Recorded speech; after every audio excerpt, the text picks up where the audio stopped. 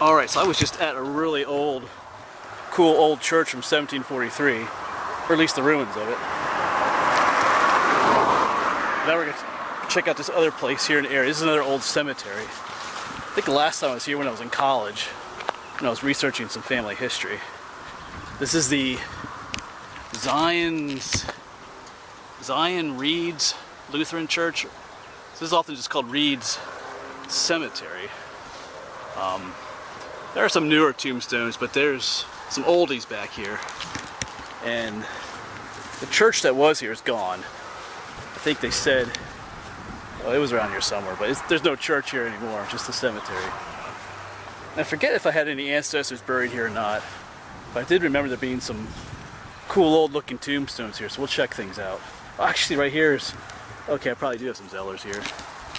Yeah, to honor the first Zeller family in America, Mother Clothilde de Valois Zeller, born 1660, died January 2nd, 1749, was a member of the Reformed Church of Topolhaken. Husband Jacques Zeller died at sea on the way over. Son John Henry. Some other information. Yeah, so those are my ancestors. So some may be buried here, maybe not. It got kind of confusing because there's two other churches where some of them are buried. Not all of them are buried here. So, but I think this is parts of this are the oldest cemetery around here. But anyway, let's give a look around. Here's an interesting one. I think I remember this from years ago. Mary Ann, consort, or what does that say? Because that's consort of Michael Seibert. So that's an interesting title there, consort, but this is kind of happy. I mean, kind of happy. This is kind of cool. It says, she always made home happy. That's a nice thing to have someone say about you at the end of days, that you always made home happy. Some people certainly don't. Anyway, that's cool.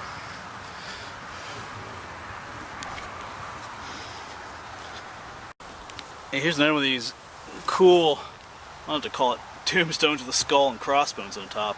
I'd seen those when I made the videos last summer. I was researching some old graveyards and family history. I saw those skull and crossbones. I asked people what they meant because they're very different than the typical tombstones out here. Because you have this one, skull and crossbones. Most of the old German tombstones look like these. And then you have that one's different. But here's the translation. Here lies buried Johann Leonard Rith, born 1691, died 1747. So these are old. This is an old place out here. It's pretty cool.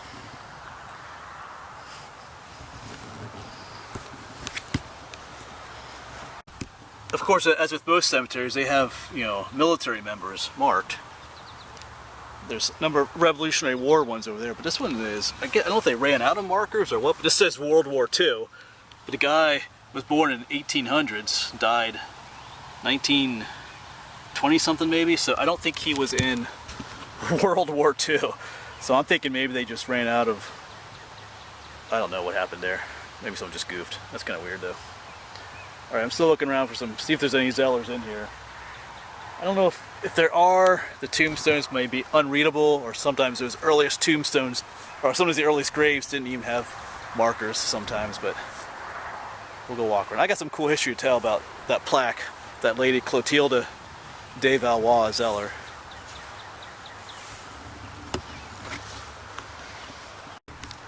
And as you get into the older parts of the cemetery, you do get tombstones like this. This is basically just a piece of limestone marking someone's grave. So it's not even marked. So that could be one of my ancestors there, Zeller. But you notice there's a lot of empty spaces right here. So sometimes, there is possibly graves in there. They just don't have markers for them. That's the way it was with the earliest graves sometimes.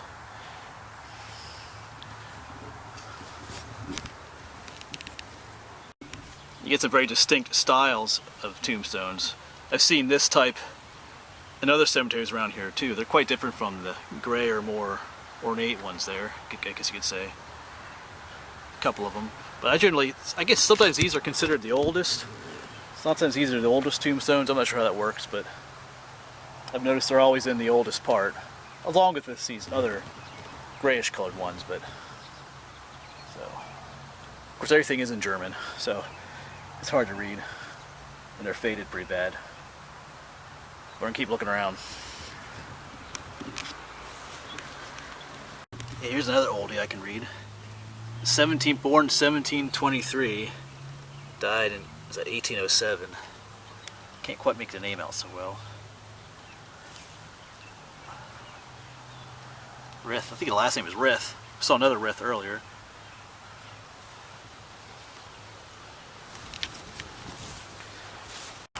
Yeah, and there are several tombstones just hanging out on the edge here. Another one down there. So they probably broke off at some time and were just placed at the side over here. So that happens too. So there's probably actually quite a few more graves out here than what there appears to be.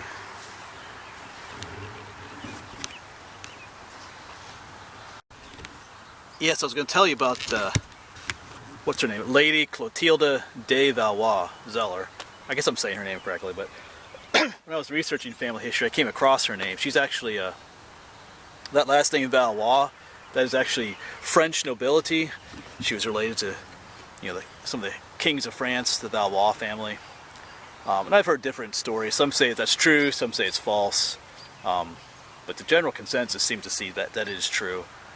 And her husband, Jacques Zeller, of course my ancestors, they're originally from, well, the Zeller line's originally from Switzerland area, no, not Switzerland, Austria, Upper Austria area. And of course back then they weren't called Zeller, they were called De Cella. It was actually Italian, but I don't think they were Italian. I think, anyway, I think it's because they were part of the Roman Church, so their name was Italianized. Later it turned to Von Zell, and it became Zeller. But they moved to France, or how'd that go? Because of religious persecution. They were French Huguenots, French Protestants in France, and they weren't welcome there, so they got moved to England, and then, what's her name, Queen Anne didn't like them either, so they eventually came to America.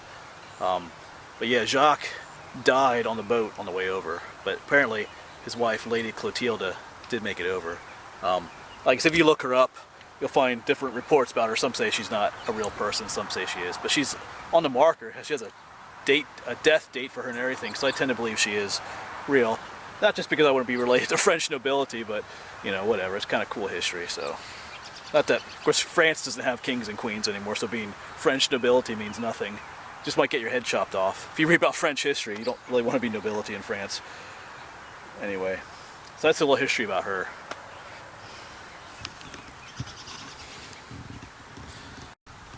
Yeah, so like I said, these are terribly difficult to read. I think there's a date, there's 1708, I can barely make out. I know different people have told me about, you know, depending on what time of day you come out, they're easy to read because of the sun. Or you can take a piece of paper and like scratch over with pencil and be able to read it. Of course, the other problem is it's in German.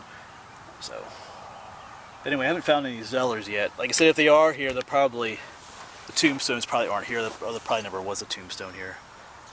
But anyway, sometimes I get jealous when I watch videos of people like over in Scotland and Ireland. They have those really old cemeteries with really old dates on them and stuff. But this is kind of the closest you get to Pennsylvania with really old dates. So, I mean, I've seen a few older tombstones somewhere else, but you know, this is pretty cool. These date back. Some of these people, you know, were born in the 1600s, or buried here in the 1720s. 1740s, that time era, so about as good as it gets in Pennsylvania for cool old stuff like that. Alright, I'm going to walk around just a little bit more. I don't want to bore you to death. I mean, some of you like these cemetery videos and some of you don't, but I think they're just pretty awesome. Alright, let's walk around a little bit more.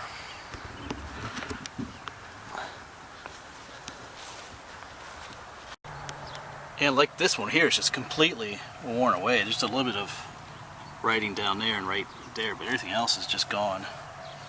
Been out here for quite a while.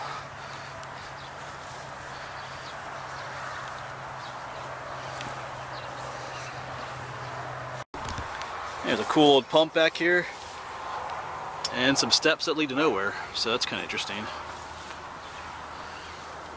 Maybe the old church was around here somewhere. I don't know.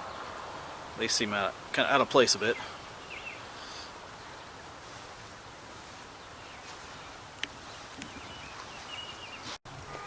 Yeah, see, like right here is the base of a tombstone that's no longer visible or broken off. Actually, it looks like it's might actually be buried. I think feels like there's writing on it, so yeah, so there's probably ones, you know, half buried or who knows what, so, because that looks like, yeah, because I can feel writing on there. Anyway, so there's others out here, so, anyway. Alright, I think that's it for this quaint little cemetery. I didn't find any tombstones with Zeller on it, but I didn't think I was going to. If they are buried in here, the only one that might be buried in here is Lady Clothidle de Valois, because I know some of the others are buried in other cemeteries. There's actually several cemeteries around here that have, you know, like a little plaque to the Zeller family. That's kind of cool. But anyway, you get to learn about some cool history about her. You can look her up yourself. I think I might put her in the title of this video, so you know you'll find message boards online. I'll say she's fake, she doesn't exist, but some say she does. I like to think she does, as I said. So anyway, it's cool to come out to these old cemeteries. I know they just have a unique feel to them. I think there's some newer stuff over there, but I don't like the newer stuff. These older ones are just, like I keep saying, they're pretty cool. Anyway, you know, check out your own family history sometime. You might be surprised what you find. You know, check out the old cemeteries. Anyway, I'll see you around. Thanks for coming along.